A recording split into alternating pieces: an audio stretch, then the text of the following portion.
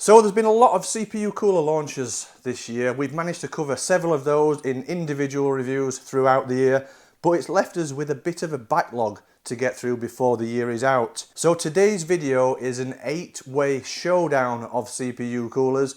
We'll be taking a brief look at each one, running through specifications, looking at the features, and then testing them on our Intel Core i9-13900K test bench, checking out the performance and seeing if any of these are worth spending your money on before the year is out. We've got 2 from Lian Li, 2 from Silverstone, a Be Quiet cooler, 1 from Enermax, a Sharkoon cooler, and 1 from a company called Valkyrie. So let's dive in and see just how good these coolers are.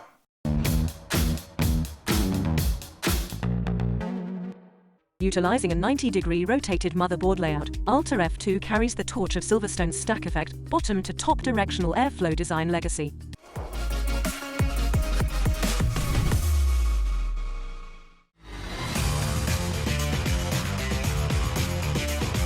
So I'm going to start by looking at 2 360mm AIO coolers from Lian Li. These are probably the most interesting for me out of all of the coolers. Galahad 2 Trinity Performance, which is this one, has been around for several months. I've been meaning to review this cooler for a while. And then we also have the Galahad 2 360 LCD. Even though these both share the Galahad 2 name, they're actually completely different coolers from 2 separate OEM suppliers. The Trinity Performance comes from Apaltec and the LCD is Generation 8 Acertec. The reason for that, which I've been told from Lian Li, is the Generation 8 Acertec block was more compatible or was more ideal for an LCD screen rather than the Apaltec. So that's why Lian Li chose Acertec 8th Gen for the Galahad 2 LCD. So we will start by looking at the Galahad 2 LCD.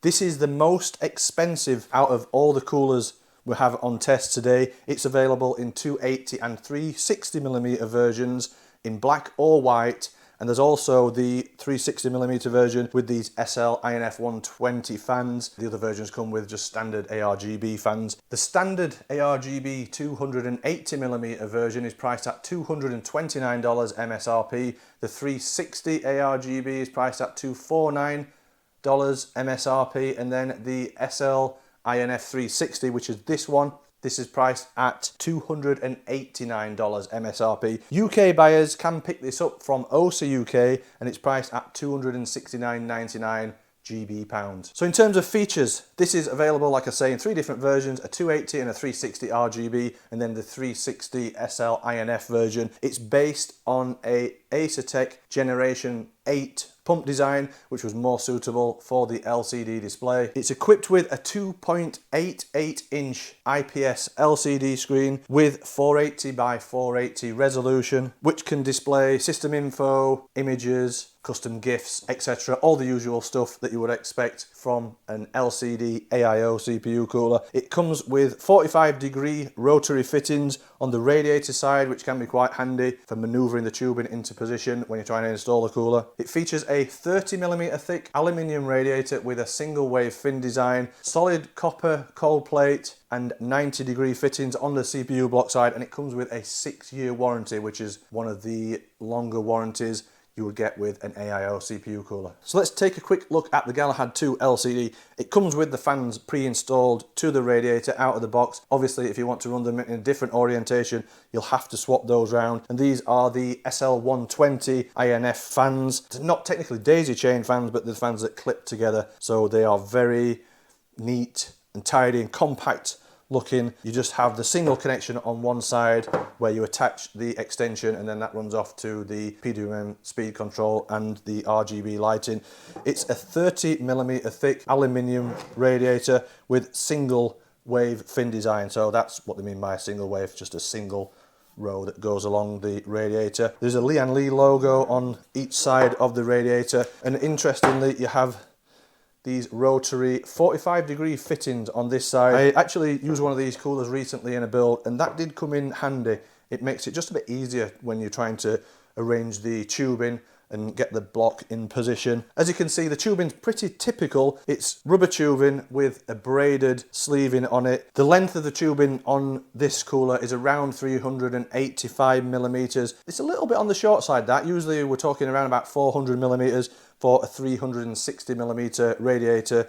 So it's a little on the short side, but I think it should be okay for most kind of scenarios that you're going to use this for. It does come with some thermal compound pre-applied to the base, but that has been removed because I've already done the testing for this. But there also is a small tube of thermal compound included in the box, so if you need to reinstall the cooler, switching platform or whatever, there's a bit of thermal compound there. You can also see on the CPU block pump side, there are rotary 90-degree fittings. Again, these are just put in place to make it a little easier when it comes to installation. You can see on the top of there, you have a 2.88-inch LCD IPS display with 480 by 480 resolution. There's a 4-pin PWM power cable and pump speed control cable that is physically attached or permanently attached to the cooler. And then you've got a couple of other connections here. The USB Type-C cable, which goes off to the USB header on the motherboard. This is the SL INF 120 version. Prettier RGB lighting effects, fans that clip together, very neat when it's installed. RGB lighting effects on this are probably the best out of all the coolers we have on test today. And I would say that this cooler is the most premium feeling and premium looking out of all the coolers that we're taking a look at today. In terms of specifications, this is compatible with all current Intel and AMD platforms, so LGA 1700, 1200,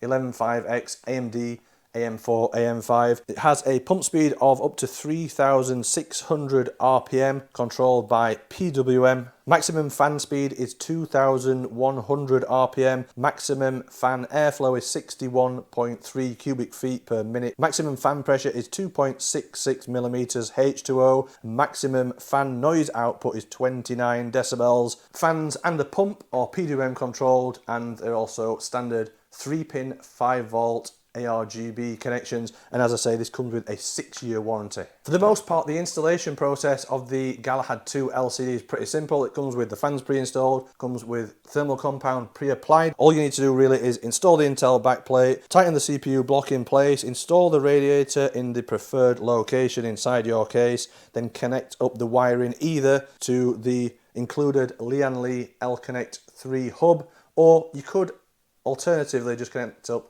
directly to the motherboard headers for PWM control and ARGB control. However, you do have more control over the fan speed and pump speed using the L-Connect 3 software from Lian Li, and obviously to run the LCD display and to put system information or change the configuration of the LCD display, you will need to install the L-Connect 3 software. So I would, for this cooler, recommend connecting everything up to the L-Connect controller and running the L-Connect 3 software to control basically the whole cooler. Couple of things to mention about this cooler. The installation process or installing the actual cooling hardware is pretty simple, but when it comes to the wiring, that takes a little more time and effort, especially if you want to make a good job of cable management, because there's obviously all the cables from the pump to manage and from the L-Connect 3 controller. Also, you need 2 USB headers on the motherboard. So one to connect up the pump and one to connect up the L-Connect controller. So that's something you need to take into consideration if you're thinking of buying this. The pump noise on this cooler is quite loud. When I first got the cooler, it was running at maximum RPM, which was around about 3,500 RPM. However, I ran a firmware update on this which reduced the pump speed down to around about 2,200 RPM, but there is still the option to run it faster in the L-Connect software. Saying that, running the pump at this lower RPM didn't seem to affect performance, so I'd suggest probably running it at a lower RPM if you are concerned about noise. It wasn't overly loud, but you could hear it over the noise from the fans. So that's just something worth considering. I really like the aesthetics of this cooler. As I said, it is probably the most premium looking out of all the coolers we have on test today. The SL120 fans, the RGB lighting effects on those are very good. The RGBs are well diffused, looks really nice. Quite simple to control the RGB lighting as well through the L-Connect 3 software. One minor negative thing about it though, The LCD screen doesn't seem very bright, especially if you've got it on a bit of an angle. It looks quite dim, and it doesn't have a very wide viewing angle either. It's slightly disappointing, but it still looks very good regardless. So moving on to the Galahad 2 Trinity Performance. As I say, this is a completely different cooler compared to the LCD version. It is available in black or white, only in 360mm versions. MSRP price of this is around $169. In the UK, you can pick this up from OC UK for £169.99 GB pounds. In terms of the features, like I say, it's available in black or white. It comes with interchangeable top covers on the pump, so this top cover you can remove, swap it out for a different one if you like. Like on the LCD version, the fans come pre-installed to the cooler. Obviously, like I say, with the LCD version, if you want to run them in different orientation, you will have to swap them round. These are daisy-chained fans. They're not the SL120 fans that clip together. They are screwed to the radiator, but they are daisy-chained. And Lian Li's done a cool thing with these, where there's some covers on top of the fans that cover up all the connections. Even though they're not clip-together fans or magnetic fans, they are really neat and tidy when they're installed to the cooler, and I think they look really smart as well. And obviously, if RGB is not on your list or not the highest priority on your list, this might suit your style because there's no RGB lighting on the fans, just a couple of zones of RGB lighting on the pump. Another interesting feature about this cooler and these fans is they come with a switch on the top of the fans connected to the end fan here. And on the switch it says L and H, so there's high performance mode, so that runs at higher RPM, and then a low noise mode, which reduces the speed of the fans. You can also obviously, change the speed of the fans using the PWM control. If you don't want to mess around in software, you just want to quickly switch between high speed and low noise, you can just flick that switch. However, saying that, that's going to be inside your case. You're going to have to take your case side off.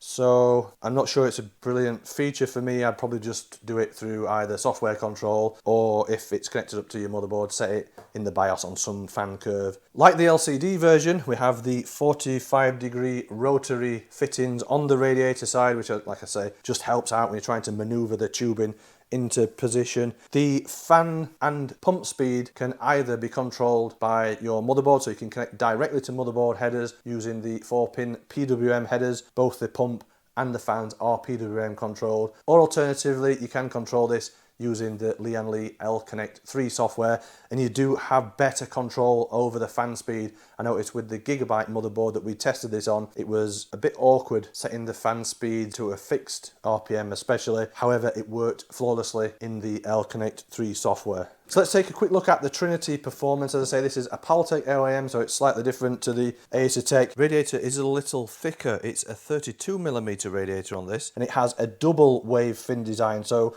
you can see the difference between this compared to the LCD. You have like double rows of fins on this radiator.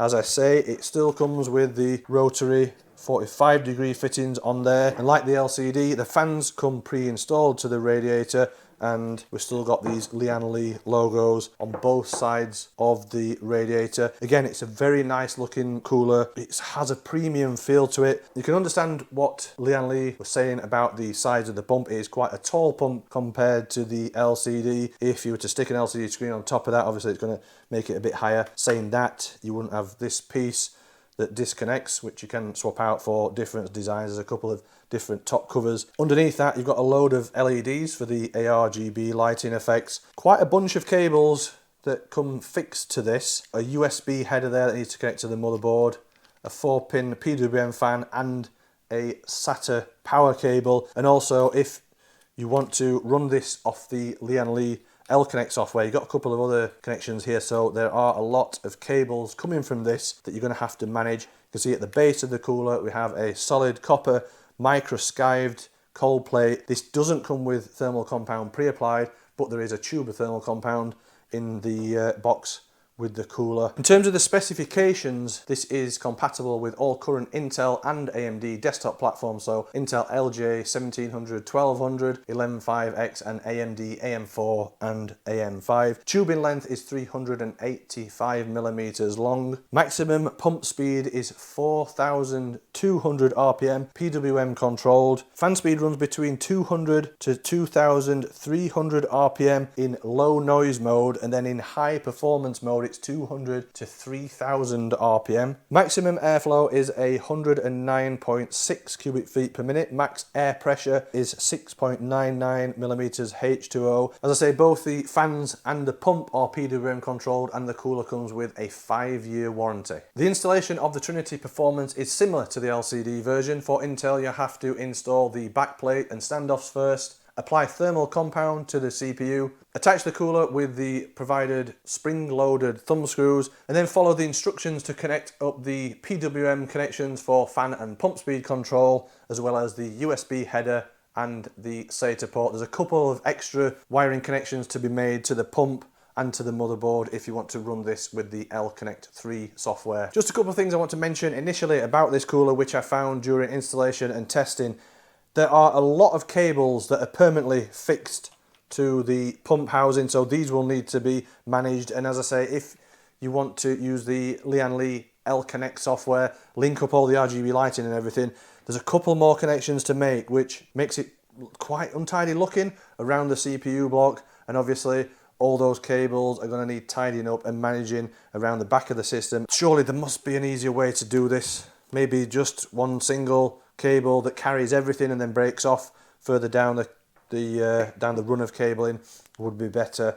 And why there's two different connections here for things, surely that could all have been integrated into one cable, which would have looked neater and just better overall, especially when you've got the fans that are so neat and tidy looking with these covers over and they're all daisy chained. If you want to install this cooler in the front of your case with the fans on this side, you know, towards the outside of the front of the case, the screws that come with them, which you can see that are pre-installed, they're not really long enough to go through the steel front panel and then through the fan and then to the to mount onto the radiator, which is a bit of a problem. I actually, to mount it on the test bench, needed to find some longer screws so that I can mount it in position there. You can see the reason is they're kind of recessed into the fans a little and they're just not long enough. So it would be good if Lian Li provided an additional set of longer screws for mounting it in that way. Other than that, it's quite easy to install, looks great when it's installed. RGB lighting effects are okay, just got one zone of RGB lighting, but I do quite like that. I'm not a massive fan of RGB, so I quite like these plain white fans. Obviously it will look great in a white theme system, and it has a real premium look to it, like the Galahad LCD version as well. So overall, looking like a nice cooler to begin with. Let's see what the performance is like later on. Next up is another white 360mm AIO CPU cooler. This is the Sharkoon S90 white. It is available in black as well if you want a black colour scheme. The MSRP price of this cooler, 360mm in white or black, is €129 MSRP.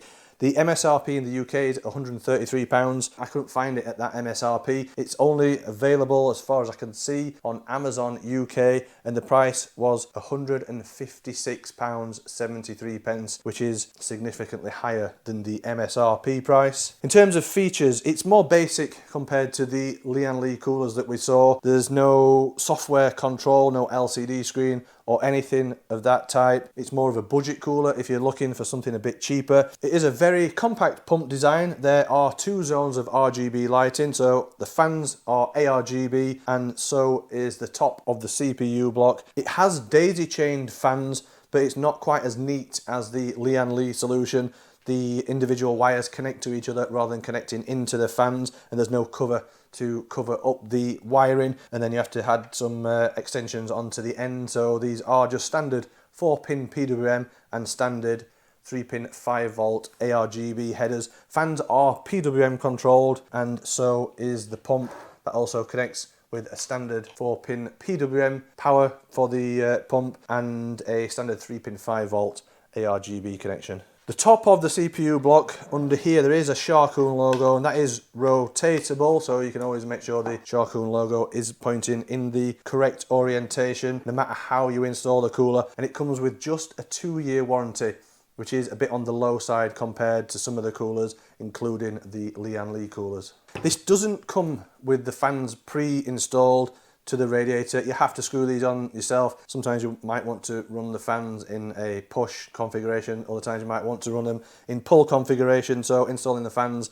isn't a problem. Radiator is a standard 28mm thick radiator. It's aluminium construction, got a couple of covers on the side there that are held on with some like Torx screws, not the best looking, and then it's a single fin design, so like the Lian Li Galahad 2 LCD, just a row of single fins across the radiator, quite a dense fin capacity. Tubing on the radiator side is fixed, so there's no rotation or adjustability of the tubing at that side. The tubing length is 400mm and it's covered with this braided white sleeving. At the CPU block side, you do have rotary 90-degree fittings at that side, so you've got a bit of movement in those. And at the base of the block is a copper microskive cold plate. Doesn't come with any pre-applied thermal compound, but there is a small tube of thermal compound that comes in the box with the cooler. This is the Intel bracket.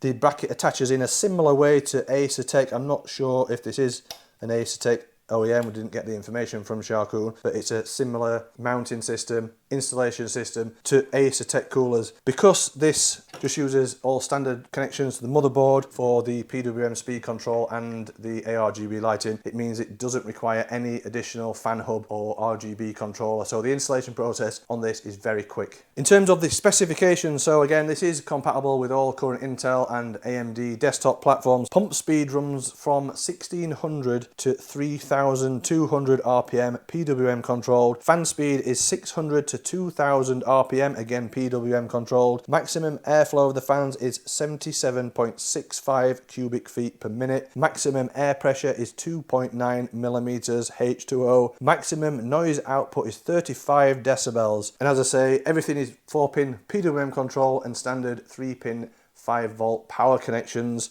for the ARGB, and it only comes with a 2-year warranty. Things to point out about this cooler initially. During the installation and testing, I noticed that the fans are quite loud at high RPM, could be distracting for some users. There's a lot of light bleed from the ARGB LEDs on the fan hub, so that's a bit disappointing, not very well diffused. But as I say, because this uses all standard 4-pin fan headers and the standard RGB connections, there's no additional controllers for the fan speed or the RGB, which makes the installation very quick. Much quicker to install this compared to one of the Lian Li coolers with the L-Connect. So it'll appeal to people maybe that build systems regularly and need to save time when building, or even the system integrators. I can imagine some of these system integrators will be using this cooler in their systems because of how quick it is to install.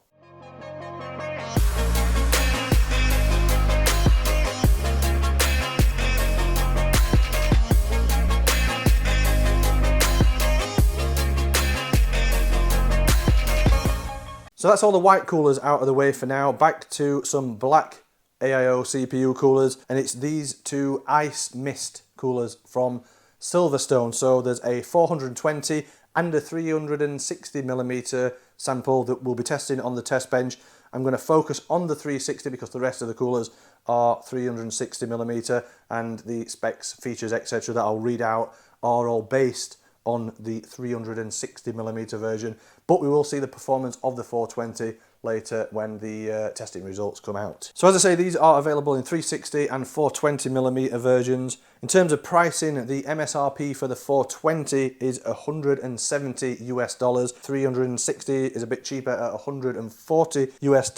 In the UK, you can pick these up at Amazon. 360 is priced just under £130. The 420 is priced at £153. Sounds like reasonable value for money to me for a 360 and a 420. That they're not the cheapest in the world, but they are reasonably priced, I think, in the UK. The main features of this ice mist from Silverstone is the pump top cover. Not only is it rotatable. I'm not really sure why it's rotatable because the logo on that is symmetrical, so no matter which way you have this installed, I guess that's going to always look right. But as well as it being a rotatable top cover, it can also be removed, disconnected. You notice there's a power connector there for ARGB lighting. Another feature, or what we could say the party piece of this cooler, is you can add these fans to the top of it. So these are 70mm IMF 70 fans from Silverstone. So you can just clip it onto the top there and rotate it round into different positions. The reason for adding those fans is it can offer additional airflow and cooling to other components on the motherboard, such as the VRM, the RAM, even the SSD, the M.2 drive. That is probably the main feature of this cooler, but the fans don't come with it. There's none included. There's no 70mm fans included with the cooler, but you can buy them separately, and I think they're priced at around $14 each. And you're not limited to one either. You can add several of these on top of each other. You could have one positioned over the VRM, one positioned over the SSD, and one positioned over the RAM, and get some additional cooling to the lot. And then even with those in place, you can also fit the top cover back on. So that's how it looks with one fan fitted. I'm not 100% sold on that idea. Maybe on lower end motherboards where the VRM and the M.2 cooling isn't great, it might be useful having that additional airflow and potential extra cooling. But on high end motherboards, it's not necessary because the cooling is that good on the VRMs these days that you don't really need that extra airflow. As well as that rotatable top and the IMF 70 fan capability, the Ice Mist also features a modular cabling design to simplify connections, high static pressure fans optimized for use with radiators, and dual zone ARGB lighting on the top of the CPU block, and the fans are also illuminated with RGB. The warranty on this one is a bit strange. The booklet that comes with the cooler, the warranty booklet, says that in North America and Australia it's just a 1-year warranty, but I reached out to the Silverstone rep, and in the UK the warranty on the cooler is 3 years and it's 2 years on the IMF 70 fans. Let's take a quick closer look at the cooler. So the radiator again is a all aluminium design, 28mm thickness, and it's just a single row fin design, quite a dense fin design. It's a pretty plain radiator, got a decent smooth kind of satin finish coating to it. Tubing on the radiator side is fixed in position. Just flip those round. You can see the fans are the daisy chain type, but they actually connect into each individual fan and then off to an extension cable. And on there you have 4-pin PWM for the fan speed and standard 3-pin 5V ARGB. It's a little neater than the Sharkoon S90, but still not quite as neat and tidy looking as the Lian Li coolers. But got to remember, this is significantly cheaper than the Lian Li Galahad LCD and slightly cheaper than the Trinity Performance. The tubing length on this is very generous at 460mm. At the CPU block side, you have rotary 90-degree fittings. The base of the cooler is a solid microskived copper base. Doesn't come with thermal compound pre-applied. There is a small tube with thermal compound in the box with this. The cable connections for this are again standard connections. The pump is 3-pin voltage control. There's another 4-pin PWM header which controls the speed of these IMF 70 fans, and then the RGB lighting is 3-pin 5V standard. So you can connect this up just directly to the motherboard. There's no additional controllers needed for the fan speed or the ARGB lighting effects. The installation process is very quick, similar to the Sharkoon S90. No additional controllers needed, so it's just a case of installing the backplate, standoffs, applying thermal compound to the CPU and then screwing the cooler down into position. Then just follow the instructions for connecting up the cables. In terms of specification, the Ice Mist again supports all current Intel and AMD desktop platforms, so LGA 1700, 1200, 115X, 2011, 2066 and AMD AM4, AM5. Pump speed runs up to 3100 RPM, but remember it's 3-pin voltage control Fan speed has a range between 500 to 2200 RPM, PWM controlled. Maximum fan airflow is 75.74 cubic feet per minute. Maximum fan air pressure is 3.4 millimeters H2O. The maximum noise output is 33.1 decibels. As I say, the fans are powered by 4-pin PWM control, the pump is 3-pin voltage control, and all the ARGB lighting is 3-pin 5-volt. Initial things to point out about the cooler: obviously that 1-year North America warranty is very low, not great at all for an AIO CPU cooler, slightly better at 3 years if you live in the UK. Installation is very quick and simple because you don't have any additional controllers to install. The wiring, there is a fair bit of wiring at the pump side to manage, but because there's nothing additional to connect up to controllers or anything like that, it should be pretty easy to manage the cabling. And obviously the cables from the fans, they're daisy chained and just break off to a few cables, so it shouldn't be too bad in terms of cable management. The RGB lighting effects are okay, they're not brilliant. Similar to the Sharkoon cooler, you have quite a lot of light bleed coming from the LEDs around the fan hubs. That could be improved, but overall it's not a bad looking cooler, and it seems like reasonable value for money at its MSRP or at the price you can buy it for in the UK on Amazon. So next up is a 360mm AIO from Be Quiet. It's the Be Quiet Pure Loop 2 360. If you think that name sounds familiar, well, it is. I reviewed the original version of this, I think in October 2020, and there was also an FX version which had RGB lighting on the fans. I think that launched around August 22 or sometime around that date.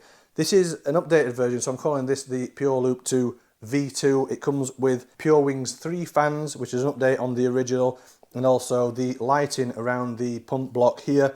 That was originally just a plain standard white lighting, but now it's ARGB lighting, and it controlled by a 3-pin 5-volt standard motherboard header. This is available in 120, 240, 280 and 360mm sizes. The MSRP prices of this, the 120 is around $99, the 240 is around $115 US, the 280 around $125 US, and then this 360mm version, the MSRP price of this is about $140. UK buyers can pick this up from OC UK, and it's priced at $124.99, so it's one of the cheaper coolers out of all the ones that are on test today. So we'd probably put this in the budget sector. That's kind of how it works with Be Quiet. Anything that's labelled as pure is kind of the budget sector, and then there's the silent and dark, which are higher in the range compared to the pure. So would, take this as being a budget cooler. It features a double decoupled pump, which is inline on the tubing. Quite a different solution compared to what we see on most of the other coolers that come with a single or dual chamber pump on the CPU block. As I say, the LED lighting has changed from a single white to ARGB lighting on the CPU block top cover. It's now equipped with Be Quiet Pure Wings 3 fans. The FX version came with the Be Quiet Light Wings fans, and the original that was equipped with Be Quiet Pure Wings 2 fans, so these should be an upgrade on the original version. Another feature that has been retained throughout the several different versions of the Pure Loop 2 is that it is a refillable AIO. So on the end of the radiator here is a fill port, and in the box with the accessories is a top-up bottle of fluid and the instructions of how to refill it. CPU socket compatibility includes Intel LJ1700, 1200, 115X and AMD AM4, AM5. Pump speed is between 4000 to 5500 RPM PWM controlled. Maximum fan speed is 2100 RPM with PWM control. Maximum airflow is 56.9 cubic feet per minute. Maximum fan pressure is 2.41 millimeters H2O. Maximum noise output is 30.9 decibels. All the connections to the fans and the pump for speed control are 4-pin PWM. ARGB lighting is controlled by a standard 3-pin 5-volt header. If we take a closer look at the cooler, again it's a standard aluminium 28mm thick radiator, single fin design. It has a nice little Pure Loop 2 logo on the top and on the other side of the radiator. Decent quality of the coating on this. It's kind of a matte finish, has a very slight sheen to it, but it looks nice and even and well coated. The fans you can see are the new Be Quiet Pure Wings 3 fans. One thing I don't really like about these, and it's quite an old-fashioned design really nowadays, each fan has individual cables.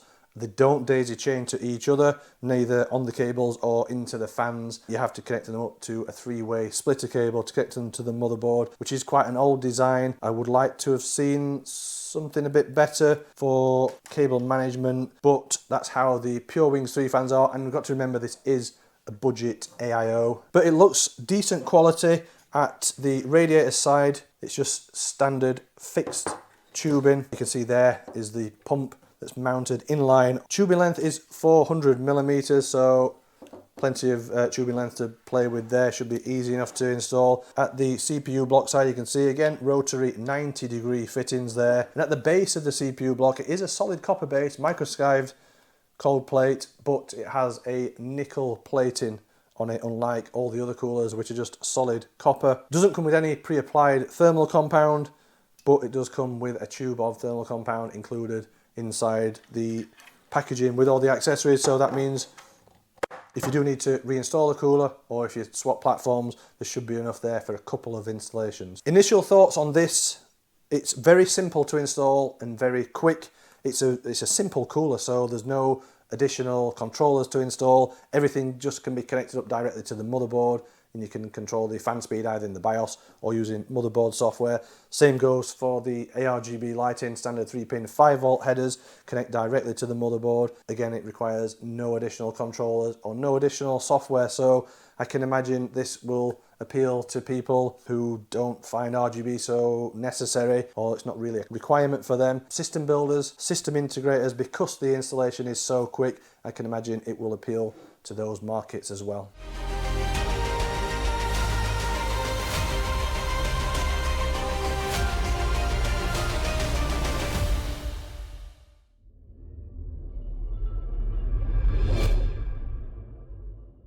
So the final two coolers in this 8-way showdown, we've got one from a company called Valkyrie, which is a relatively new company. I've not seen any of their products before, not reviewed anything from them, so interested to take a look at that. It's got an LCD display. And one from Enemax, which is a name from way back. Seems to be making a bit of a comeback in the AIO CPU cooler market recently with some new launches. I actually reviewed an Enemax cooler a couple of months ago, so if you're interested in looking at that, head over to the website. You'll be able to find that video, and you can also take a look at all the other in-depth technical reviews from Kit Guru. So this is the Enemax Lick MaxFlow ARGB. This is the 360mm version. It's also available in a 240 and 420 sizes. MSRP price of this, so the 360 is €129, the 420 is €159, and then the 240mm version is just €109. You can pick these up from Amazon EU or Amazon US, but this 360mm version on Amazon EU is priced at €150, which is significantly more than the MSRP price, and it almost moves it away from that budget sector closer to like the mid-range in terms of pricing, so it's maybe not as good a value for money as it could be. The Lick MaxFlow features a 38mm thick radiator for enhanced cooling, a dual chamber pump featuring patented shunt channel technology with enlarged coolant inlet and optimal flow design to increase pressure by 30% and flow by 20%, which enhances cooling efficiency. However, I couldn't find any reference anywhere to what Enemax is comparing those performance percentages to. Like the Be Quiet Pure Loop 2, this is also a refillable cooler.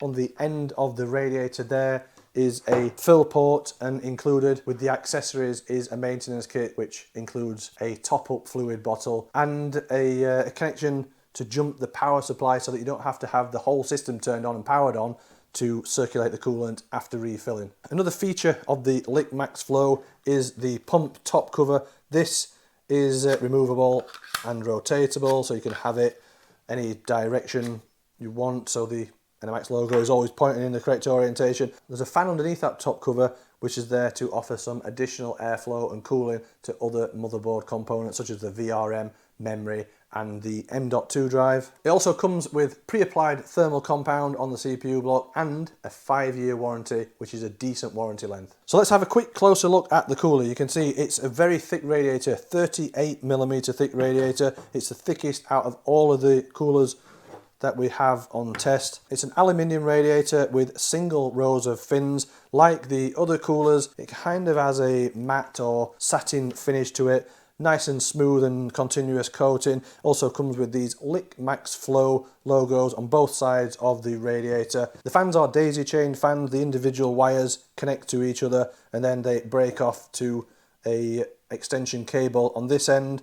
You can see the 4-pin PWM for the speed control and standard 3-pin 5-volt headers. Pretty neat, that system. Not quite as neat as the Lian Li coolers, but it's better than some of the others. At this side of the radiator, the tubing you can see is fixed. Tubing length is 400mm. It's a rubber tubing with a braided sleeving over the top. At the CPU block, you can see got rotary 90-degree fittings there. And then at the base of the cooler, it's a solid microskived copper cold plate. CPU socket compatibility, it includes Intel LGA 1700, 1200, 115X, 2066 and 2011 and AMD AM4, AM5. Pump speed runs at a range of 1200 to 3000 RPM, PWM controlled. Fan speed is between 500 to 1800 RPM, also PWM controlled. Maximum fan airflow is 58.03 cubic feet per minute. Maximum fan pressure is 2.4 millimeters H2O. All connections for pump and fan speed control are 4-pin PWM. RGB is all connected via standard 3-pin 5-volt motherboard headers,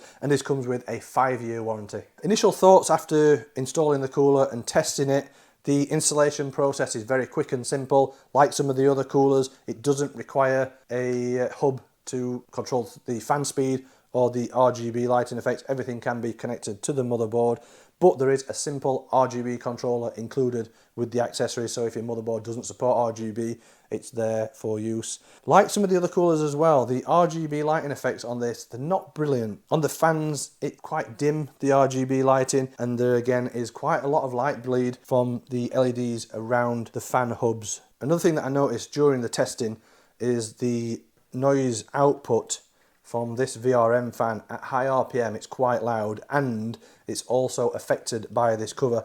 Removing the cover obviously changes the airflow and it's much quieter. Not only is it quieter, it's kind of at a different pitch. It's quite a high pitch noise with this fan cover installed.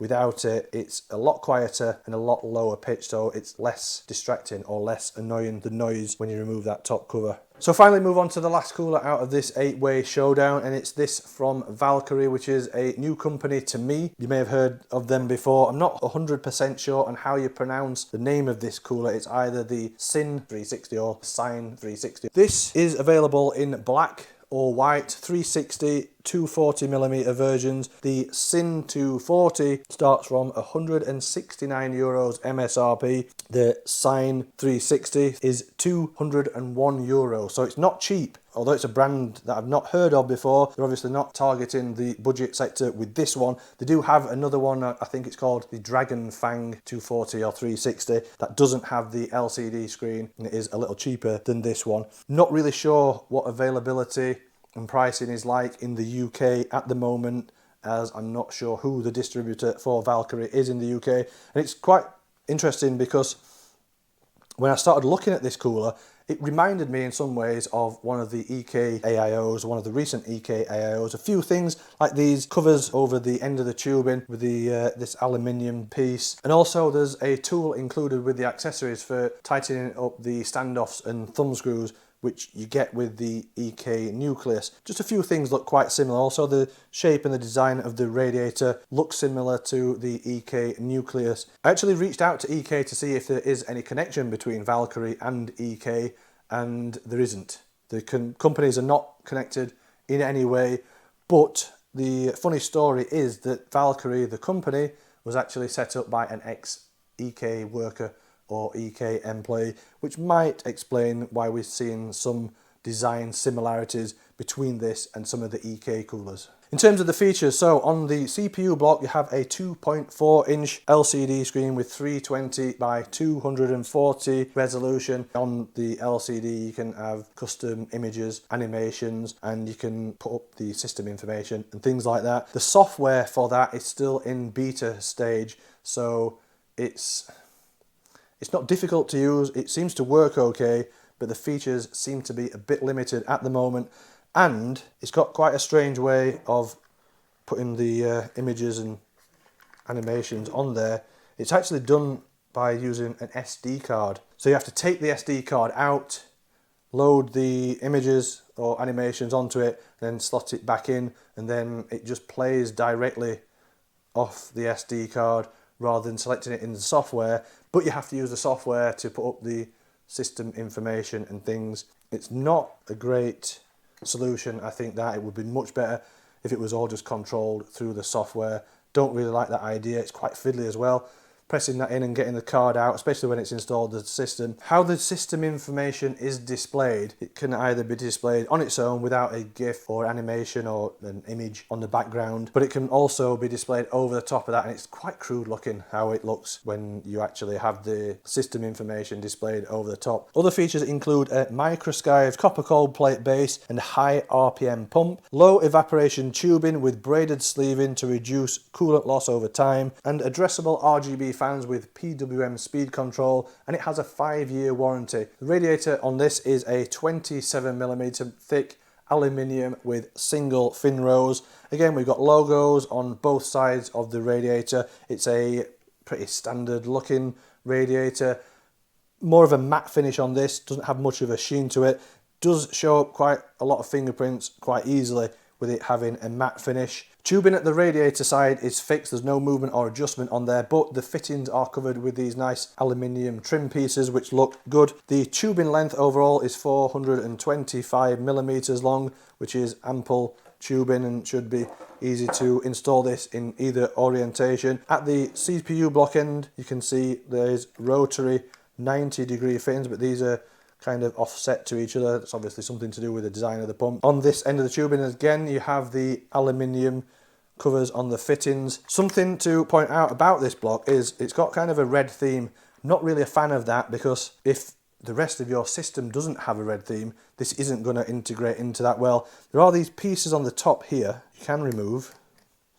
They are magnetic and they just fit into place. Inside the box there was some blue ones also included, so you could take these off and put the blue ones on, but you've still got red here and red here. So I didn't really understand that design choice at all. I'd prefer it if it was all just a neutral colour, and if you want to add colour to your system you'd do that in another way, not being forced upon you with an AIO cooler like this. As I say, it would be much better if it was just all a neutral colour. At the base of the cooler it comes with pre-applied thermal compound, and it is a solid copper microskived base plate. Other specifications include compatibility with all current Intel and AMD desktop platforms, including LGA 1700, 1200, 11.5X and AMD AM4, AM5. Fan speed has a range of 800 to 2150 RPM, PWM controlled. Maximum fan airflow is 80 cubic feet per minute. Fan static pressure is 3.14mm H2O. Maximum fan noise output is 29 decibels, and all the connections for pump speed and fan speed control are via 4-pin PWM connections. ARGB lighting effects are connected by standard 3-pin 5-volt ARGB headers, and the warranty is 5 years. And lastly, just a couple of things that I picked up during the installation and testing the cooler. Installation process is pretty quick and simple. I'm not a fan of those red accents, as I've already said. Using the SD card to put the images and animations onto the LCD screen, not brilliant. And also the implementation of how the system information is displayed on the LCD screen, it isn't great, but you've got to remember the software that controls that is still in the beta stage, so hopefully that might improve. So that's a brief rundown of all the basic specs and features of the coolers. It's meant a lot of reading from notes from me, so if I have missed anything out, that you want to know, you can either head over to kitguru.net where you'll see all the full specs and features of the coolers and you can look at those in a bit more detail. Or if you've got any questions, just drop me a line in the comments and I'll do my best to answer any queries that you might have on any of these coolers. So now we turn our attentions to the thermal performance of all these coolers. I have already run all the thermal performance tests in advance, but if you need to see the full testing methodology, again, you can head over to kitguru.net. It's described in detail over on there. But basically what we've done is we've taken the 13900K test bench and run these coolers in several different configurations at maximum fan speed, at 40 decibels, noise normalized, and at a fixed 1400 RPM. And we stressed the system using Cinebench R23, ran over a 30-minute period. So we will start by looking at noise output, which gives us a good indication of thermal performance based on noise. The Lian Li Galahad 2 and Enermax Lick Max Flow are the quietest of all the coolers by a noticeable margin. Be Quiet lives up to its name by being the next in the chart. I expected less noise from the PureWings 3. However, they are high-speed versions running up to 2300 RPM, which are running faster than both the Galahad 2 LCD and the Lick Max Flow. All the other coolers run at 50 decibels plus, so noise output of the rest is quite noticeable at maximum RPM and could be a little distracting for some users. With all the coolers fans maxed out at 100% duty cycle, results are quite interesting here because both Lian Li coolers top the charts, even though they are two completely different coolers from separate OEM suppliers. Even though the Trinity performance tops the charts, the performance of the LCD version seems more impressive due to its lower fan speed and noise output, but still only being a couple of degrees hotter on performance compared with the Trinity performance. Both Silverstone and Valkyrie coolers are quite evenly matched in terms of performance at maximum fan speed, just a couple of degrees behind the Lian Li coolers, which is a good outcome considering the price of the Silverstone coolers is significantly lower. However, the final three coolers from Sharkoon,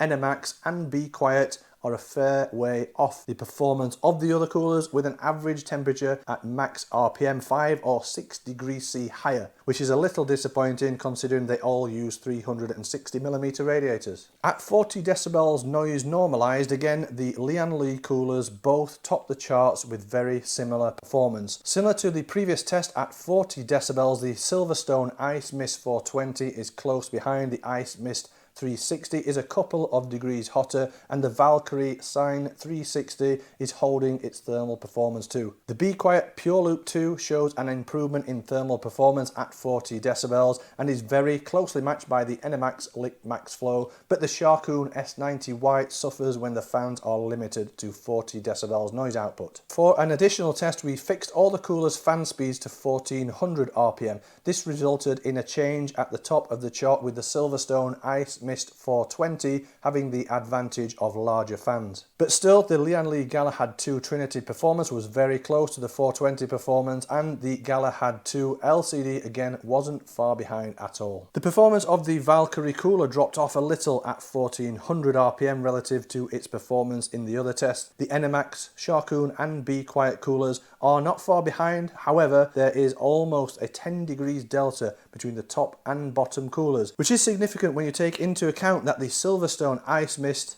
and Be Quiet coolers are similarly priced, which means that the Silverstone AIO looks like good value for money. Overall, both the Lian Li coolers are a little more expensive, but performance is excellent in any scenario, which makes them my all-round favourite, while the Silverstone Ice Mist offers the best value for money in terms of performance. So all of these coolers have their pros and cons, but for me, out of the whole lot, the two best coolers are the ones from Lian Li, both the Galahad 2 LCD and the Galahad 2 Trinity Performance. They look like premium products. Lian Li goes the extra mile on the small things like tidying up the cables, putting these covers over the top of the cables on the Trinity Performance, the interconnectable fans on the LCD version with just a single cable coming off the ends there. There is quite a bit of bulk on the pump in terms of cables on the Trinity Performance, but that is more of a budget cooler compared to the LCD version,